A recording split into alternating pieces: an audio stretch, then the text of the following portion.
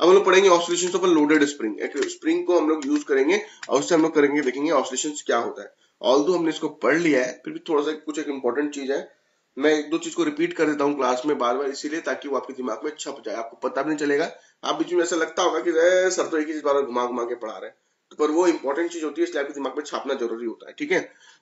अब देखो मान लेते हैं कि एक स्प्रिंग है जिसका नेगलेज, अब देखो बात समझो पे, हम लोगों ने जब पूरी उली पढ़ा था तो मैंने आपको बताया था ना कि एक स्ट्रिंग का मास होगा तो क्या होता है, अगर स्ट्रिंग के बीच में फ्रिक्शन हो जाएगा तो क्या हो जाएगा, वो सब हमें पता था।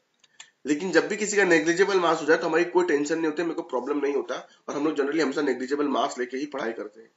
तो एक स्प्रिंग है जिसका नेग्लिजिबल मास है, उसको एक तरफ फिक्स कर दिया गया है और दूसरी तरफ में मास लोड कर दिया गया है ना, ऐसा कुछ दिखाई देगा। एक स्प्रिंग है जिसपे एक मास लोड कर दिया गया है, ठीक है। अब हमने क्या पता चला कि मान लेते हैं कि किसी भी पॉइंट ऑफ टाइम पे उसकी जो डिस्प्लेसमेंट है वो x है at an instant of time t, तो रिस्टोरिंग फोर्स का फॉर्मूला क्या हो जाएगा, F equals to minus kx। एक स्प्रिंग है loaded with some mass, displacement x होगा एट एनी टाइम t, तो रिस्टोरिंग फोर्स क्या हो जाएगा, F equals to minus kx।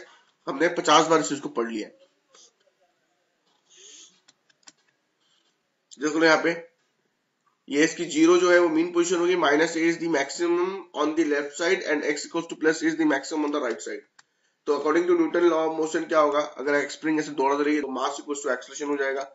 ठीक है, आगे देख लेते हैं कि ऐसे करके चलती रहेगी, तो when k and m constant रहेगा तो हमें पता चलेगा कि a जो है वो directly proportional to minus x है, ठीक है। तो oscillation of a loaded spring क्या होगा, जनरली सिंपल हार्मोनिक होगा, ये हमें पता है, और कुछ खास चीज नहीं थी इसमें, और omega square equals to k by m था, ठीक है। अब देखो यहाँ पे omega square equals to k by m हो गया, यहां तक हमें कोई दिक्कत नहीं होनी चाहिए। लेकिन ये सब भी हमने पहले पढ़ लिया था, ठीक है। अभी जस्ट क्योंकि हमारा स्प्रिंग, हमारा जो सिलेबस है उसमें एक लोडेड स्प्रिंग है और पेंडुलम है, तो अभी तक जो भी पढ़ा है स्प्रिंग को लेके या पेंडुलम को लेके या एसएचएम को लेके, हमने अभी तक एसएचएम को ओवरऑल लेके पढ़ा है। वहां का मैं पेंडुलम का एग्जांपल दे रहा था, कभी मैं स्प्रिंग का एग्जांपल दे रहा था। तो अभी हम लोग क्या करेंगे कि स्प्रिंग को लेंगे, उनको कंक्लूड करके रख लेंगे कि अच्छा स्प्रिंग में ये चीज होती है, ठीक है, ताकि हमारा एक जगह सारा सामान आ जाए। तो omega equals to root over k by m होता है, but time period equals to 2 pi by omega होता है, पुट करेंगे तो 2 pi by root over k by m हो गया।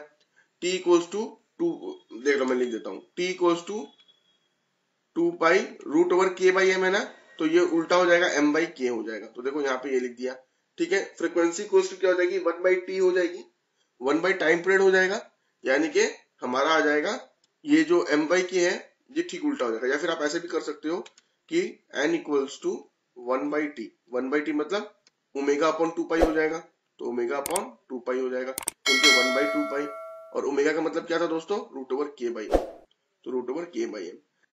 चलो हमने क्या किया है, जो स्प्रिंग मास सिस्टम होता है, जो स्प्रिंग मास सिस्टम होता है वो एक बारी बात याद रखना, वो जो टाइम पीरियड होता है स्प्रिंग मास सिस्टम का, वो क्या होता है, इंडिपेंडेंट होता है किसका, प्लेस एंड मीडियम का, प्लेस एंड मीडियम का। कहने का मतलब ये है कि कभी कभी एग्जाम में क्वेश्चन ये पूछा जा सकता है कि you know that the time period is given by 1 by 2 pi, sorry 2 pi root over m by k। मैंने इस सिस्टम को उठा के पानी में रख दिया, तो बताओ टाइम पीरियड क्या होगा, तो आप बोलेंगे no change. Why no change, it is independent of the place and the medium, it is independent of the place and the medium, the time period is independent of the place and medium, ठीक है। Same amplitude अगर होगा पानी के अंदर, अगर इसका amplitude change हो जाए, कि मान लेते हैं पहले ये यहां तक जा रहा था लेकिन ये यहीं तक आ जाएगा, तो ऑब्वियसली बात है टाइम पीरियड चेंज होगा उस टाइम पे। लेकिन क्वेश्चन में मेंशन रहेगा कि फॉर द सेम एम्पलीट्यूड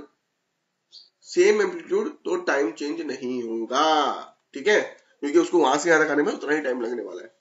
अब देखो if a spring is hanging vertically, अब मैंने क्या किया कि अभी तक मैं इसको जमीन पे रख रहा था, ग्राउंड पे रख रहा था, और मुझे लगा कि नहीं अब ग्राउंड पे नहीं रखते, इसको वैसे लटका देते हैं, उल्टा लटका देते हैं, ठीक है। अब यहाँ पे एक मास को लगा देते हैं, तो उस केस में जो इलोंगेशन प्रोड्यूस होगा वो क्या होगा, mg equals to kx, mg equals to kx, और k equals to mg upon x, क्योंकि वेट ये mg नीचे की तरफ है ना, और ऊपर की तरफ में रिस्टोरिंग फोर्स है, तो हम लोग लिख सकते हैं mg इक्वल्स टू kx, या फिर mg को ये k equals to mg upon x लिख दिया मैंने यहाँ पे मैंने लिख दिया। और हमें फॉर्मूला पता t equals to 2 pi root over m by k, तो 2 पाई रूट ओवर m को m ही रहने दो, और k के बदले क्या आ जाएगा mg अपॉन x, तो m कट गया, तो हमारा t equals to 2 pi root over x by g। ये भी आप लोगों ने डायमेंशन एनालिसिस में किया होगा। तो एक्स बाई जी कब होता है, ये भी हमें पता चल गया। एक्स बाई जी तब होता है जब हमारा स्प्रिंग जो होता है हैंगिंग वर्टिकली होता है। अगर वो वर्टिकली हैंग नहीं कर रहा है तो you can not use X by G, ये बात याद रखना। स्टूडेंट्स लोग को ये चीज पता नहीं होता, उन्हें लगता है टाइम पीरियड का दोनों ही फॉर्मूला जो दिया रहेगा लगा देंगे। नहीं, क्वेश्चन में पढ़ो कि क्वेश्चन में क्या बोल रहा है। अगर उसको हैंगिंग वर्टिकली लिखा हुआ है, लटक रहा है वो, then you can use X by G वाला फॉर्मूला। एंड अगर उसको ग्राउंड पे रखा हुआ है तो you have to use M by K वाला formula. Is it clear to everyone? चलो अब हम लोग देख लेते हैं कि अगर मान लेते हैं कि मैं एक सीरियल कटर हूं। सीरियल कटर मतलब खटाखट खटाखट काटने में बड़ा मुझे आता है। तो मैंने क्या किया कि एक स्प्रिंग को लिया और मैंने अपनी भड़ास स्प्रिंग पे निकाली और उसको कट कर दिया इक्वल पार्ट्स में। तो spring of constant of each piece will be how much, N K. Spring क्या होगा, एन के। अगर हम किसी भी स्प्रिंग को एन पार्ट्स में डिवाइड कर देंगे, मान लेते हैं कि ये इसका पहले 300 के था, इसका जो के था वो 300 था, मैंने इसको 3 पार्ट में काट कर दिया, 1 2 3, 3 इक्वल पार्ट है। तो इसका जो के का वैल्यू आएगा, वो जो के का वैल्यू आएगा वो क्या हो जाएगा, 300 इंटू 3। हर एक का जो आएगा 300 इंटू 3, 300 इंटू 3, 300 इंटू 3। ठीक है, चलो आगे देख लेते हैं। आगे क्या आएगा, अब मान लेते हैं कि हमने सीरीज कॉम्बिनेशन किया है, हमने सीरीज कॉम्बिनेशन किया है, ठीक है। और क्या बोला है कि फोर्स फॉर इलांगेशन जो रहेगा हर एक स्प्रिंग में वो सेम रहेगा, ठीक है। लेकिन इलांगेशन जो रहेगी वो डिफरेंट रहेगी। ये कैसे होता है, मेरी बात को समझो कि हर एक स्प्रिंग का स्प्रिंग कांस्टेंट अलग होगा। आपने बोला हाँ सर। मान लेते स्प्रिंग 1 का जो स्प्रिंग कांस्टेंट है वो 300 न्यूटन पर मीटर है, और दूसरे वाले का जो है वो है मान लेते 150 पर न्यूटन, न्यूटन पर मीटर। तो कहने का मतलब ये है कि अगर आपको इसमें 1 मीटर की डिस्प्लेसमेंट प्रोड्यूस करनी है तो आपको 300 न्यूटन की फोर्स लगानी होगी। इसका मतलब ये है कि अगर मुझे 1 मीटर की डिस्प्लेसमेंट प्रोड्यूस करनी है तो मुझे 150 न्यूटन की स्प्रिंग 150 न्यूटन की लगानी पड़ेगी फोर्स। तो मान लेते हैं कि मैंने मान लेते हैं मैंने ये स्प्रिंग्स पर यहाँ पे और यहाँ पे सेम फोर्स लगाई, कितनी, 300 न्यूटन की। तो जो स्प्रिंग 1 है, यानी कि ये जो 1 है जिसका के है 300 न्यूटन पर मीटर, इसमें आपको जो डिस्प्लेसमेंट देखने को मिलेगा वो 1 मीटर का देखने को मिलेगा। जबकि K2 वाले में आपका 150 न्यूटन से में 1 मीटर हो जाता है, तो 300 मीटर में कितना, 300 न्यूटन में कितना होगा। अगर 150 न्यूटन की फोर्स लगाते हो तो 1 मीटर का एक्सटेंशन मिलता है। तो 300 न्यूटन का लगा तो कितना मिलेगा, मल्टीप्लाइड बाय 2 करो तो कितना आएगा, देखो तो 2 मीटर इक्वल्स टू 300 न्यूटन। मतलब 300 न्यूटन का लगाएंगे तो डबल हो जाएगा 2 मीटर। तो यहाँ पे वही बोल रहा है कि अगर सीरीज कॉम्बिनेशन है और दोनों की स्प्रिंग कांस्टेंट अलग अलग है, K1 और K2 है, तो सेम फोर्स रहेगी, फोर्स जो रहेगी वो तो सेम रहेगी, पर इलॉन्गेशन जो रहेगी वो सब में अलग अलग रहेगी। अच्छा ठीक है, चलो मान लेते हैं कि वही इलॉन्गेशन जो हुई, टोटल इलॉन्गेशन क्या होगी। मान लेते हैं कि इसकी इलॉन्गेशन x1 हुई, इसकी इलॉन्गेशन x2 हुई, तो मैं बोलता हूं कि total elongation let it be x1 plus x2। तो मैंने वही यहाँ पे लिख दिया, टोटल इलॉन्गेशन इक्वल्स टू क्या होगा, x1 प्लस x2। लेकिन हमें क्या पता है, हमें पता है f इक्वल्स टू kx होता है, यानी कि f by k equals to x होता है, यानी कि x के बदले f बाई k, x1 के बदले f बाई k1, x2 के बदले f बाई k2। अब स्टूडेंट बोलेंगे सर f1 बाई k1 क्यों नहीं, f2 बाई k2 क्यों नहीं। अरे सेम फोर्स लगी हुई है, f is same in both the cases, तो फोर्स तो सेम ही रहेगी, f f f, खाली क्या चेंज होगा, कांस्टेंट k1 k2, ठीक है। तो मैंने देखो वहां पे लिख दिया ये वाली कहानी। तो हमारा जो नेट स्प्रिंग कांस्टेंट आएगा, कहने का मतलब ये है कि मैंने एक अरेंजमेंट किया, मैंने एक स्प्रिंग को ऐसे लगा दिया, एक स्प्रिंग और दूसरी स्प्रिंग सीरीज में कनेक्ट कर दिया, ऐसे मैंने स्प्रिंग बनाई है, ठीक है। तो इसका टोटल स्प्रिंग कांस्टेंट कितना आ जाएगा, इसका टोटल स्प्रिंग कांस्टेंट आ जाएगा ये वाला, यानी कि 1 by k1 plus 1 by k2 equals to 1 by k। ये इसका टोटल स्प्रिंग कांस्टेंट आ जाएगा, ठीक है। तो हमने सीरीज पैरेलल रेजिस्टेंस पढ़े हैं करंट इलेक्ट्रिसिटी में, तो हमें पता है सॉल्व करने का तो ऐसा कुछ आ जाएगा, k equals to k1 k2 upon k1 plus k2। और हमने अभी एक फॉर्मूला पढ़ा था t equals to 2 pi root over m by k। तो ये k क्या होता है, k इक्विवेलेंट होता है, तो यहाँ पे पुट करेंगे 2 pi root over m upon k equivalent कितना आ गया दोस्तों, k1 k2 upon k1 plus k2, ठीक है। अगर ये चीज हमारी क्लियर हो गई तो देखो ये बहुत इंपॉर्टेंट चीज होती है, ठीक है। अब देखते हैं पैरेलल कॉम्बिनेशन हो गया, ऐसा लगा दिया, पैरेलल ही लगा दिया। पैरेलल लगाएंगे तो हमारा क्या हो जाएगा कि अब पैरेलल लगाओगे तो क्या होगा, देखो दोनों ही केस में एक्सटेंशन सेम हो जाएगा, ठीक है। दोनों ही केस में एक्सटेंशन सेम हो जाएगा। अब एक बात को समझो, थोड़ी सी बात को समझो, यहाँ पे फोर्स अलग अलग होती है, ठीक है। सभी बुक्स में लिखा है फोर्स अलग अलग होती है, लेकिन कोई ये नहीं समझाता है कि फोर्स अलग अलग क्यों होती है। तो अब बात को समझो, मान लेते हैं कि आपने यहाँ पे 300 न्यूटन का फोर्स लगाया, यहाँ पे इसकी स्प्रिंग जो थी वो 300 न्यूटन की थी और इसकी जो है वो 150 न्यूटन की है।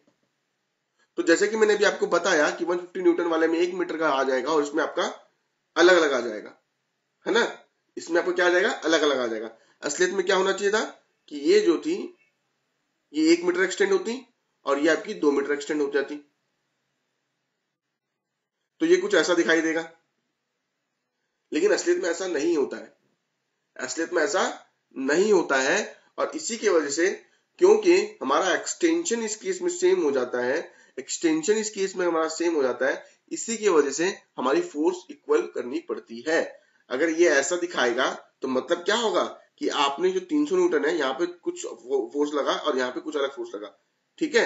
यहाँ पे कुछ अलग फोर्स लगा और यहाँ पे कुछ अलग अलग फोर्स लगा। मान लेते हैं कि ये 300 न्यूटन है, 600 न्यूटन है, एग्जांपल के तौर पे 600 न्यूटन है। तो मान लेते हैं यहाँ पे 300 न्यूटन लगा होगा, यहाँ पे 300 न्यूटन लगा होगा। अगर फोर्स बराबर लगती तो डिस्प्लेसमेंट दोनों तरफ में अलग अलग देखने को मिलता, लेकिन क्योंकि ये अरेंजमेंट ऐसी होती है कि यहाँ पे डिस्प्लेसमेंट अलग अलग नहीं होता है, तो क्या होगा, फोर्स दोनों में अलग अलग होगी, अलग अलग होगी। समझ में आई मेरी बात, समझ में आई। तो इसलिए हम लोग क्या कहेंगे, total force will be F equals to F1 plus F2, F equals to KX, उसका K1X K2X, X को मिलके काट देंगे, इनके स्प्रिंग कांस्टेंट की वैल्यू जो होगी वो K1 प्लस K2 हो जाएगी और हमारा टाइम पीरियड ये वाला आ जाएगा। मतलब जब आप पैरेलल में लगाते हो, वो अरेंजमेंट में पैरेलल में लगा देंगे हम लोग ऐसे करके, तो हमारा जो नेट रिजल्टेंट स्प्रिंग का जो आएगा वो क्या आएगा, ये वाला आएगा। चलो ठीक है, ये चीज क्लियर हो गया हमारा, है ना। तो स्प्रिंग में हमने ये बात समझ ली। तो अब एक बात समझो कि थोड़ा इसका एक्स्ट्रा पढ़ते हैं हम लोग, ठीक है। नीट वाला भी क्या याद रखेगा कि कितना क्वेश्चन घुमाएगा, देखते हैं हम लोग उसको भी। अगर दो बॉडीज है, मासेस m1 एंड m2 है, connected with the help of a spring, ठीक है, इनको स्प्रिंग से जोड़ दिया गया ऑफ स्प्रिंग कांस्टेंट के ओवर अ फ्रिक्शनलेस सरफेस, इनके म्यू इक्वल्स टू 0 है, ठीक है।